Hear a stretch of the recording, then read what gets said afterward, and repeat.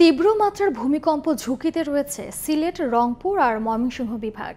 এসব স্থানে ভূমিকম্প হলে তার মাত্রা ঢাকায় পৌঁছাতে সময় নেবে মাত্র ২০ সেকেন্ড। আর এতে ১.৫ লাখ বহুতল ভবন ক্ষয়ক্ষতির আশঙ্কা করছে বিশেষজ্ঞরা। চয়ন রহমানের বিশেষ রিপোর্ট।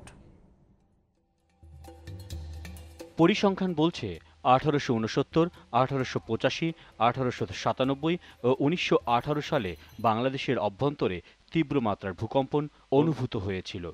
তখন ঢাকার মোট ১০০ পাকা বাড়ির মধ্যে ক্ষতিগ্রস্ত হয়েছিল মাত্র ১৫টি। সম্প্রতি ঢাকাতে বেশ কয়েকটি অগ্নিকাণ্ডের ঘটনার পর ভূমিকম্প ঝুঁকির কিছু পরিসংখ্যান তুলে ধরেন মন্ত্রিপরিষদ সচিব।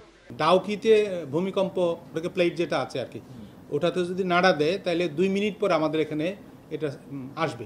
সাধারণত ১০০ বছর পর একই এলাকায় ভূমিকম্পের ইতিহাসের পুনরাবৃত্তি হয় এমন কথা জানিয়ে ভূমিকম্প বিশেষজ্ঞরা ঝুঁকিপূর্ণ এলাকা সহ উৎপত্তি স্থল ভেদে ঢাকাতে এর তীব্রতা আঘাত করার সম্ভাব্য সময়সীমার কথা বলেছেন।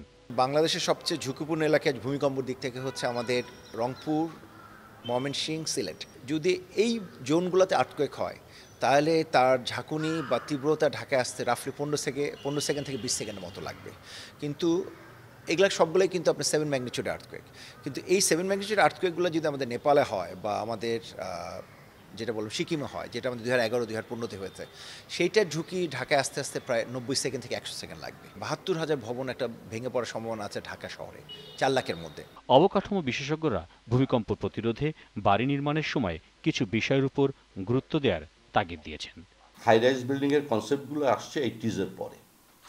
আপনি খোঁজ করলে দেখবেন যে খুব কম বিল্ডিংয়ে, হাই রাইজ বিল্ডিংয়ে এই সমস্ত ওয়ারিং চেঞ্জ হয়েছে, এর লোড ক্যাপাসিটি চেঞ্জ হয়ে যাওয়ার পরিপ্রেক্ষিতে তার সাবস্টেশন চেঞ্জ হয়েছে, বা ফায়ার ফাইটিং সিস্টেম যেটা আছে, এই সিস্টেমগুলো যে লাগানো হচ্ছে, সেই ফায়ার ফাইটিং সিস্টেমটা বছরের পর বছর ধরে কখনো ব্যবহার হয় না।